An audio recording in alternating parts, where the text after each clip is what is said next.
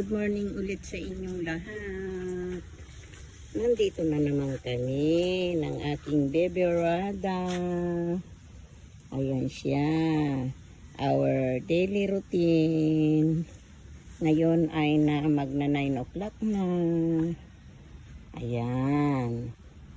Alam na niya ang oras ng pag-ihi niya, oras ng pagpupo niya.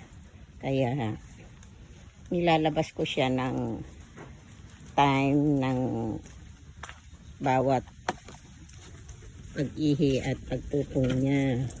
Ngayon, after na mag-wiwi siya, maglakad-lakad siya para may exercise siya. Ayan siya. Oh, Baby Rada. Hello. Come on, baby.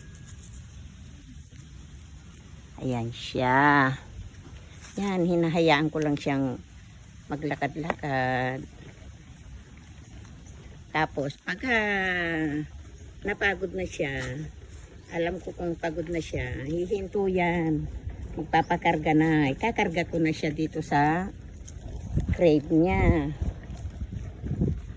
Dito sa cart niya. Ganito lang, mga 20 minutes lang kami maglakad-lakad and then uwi na kami. Pahinga, tapos maya-maya mga 10 o'clock, bigyan ko siya ng snacks niya. And then 11, lalabas na naman kami ulit. O, di ba? Andito kami sa garden. Ayan.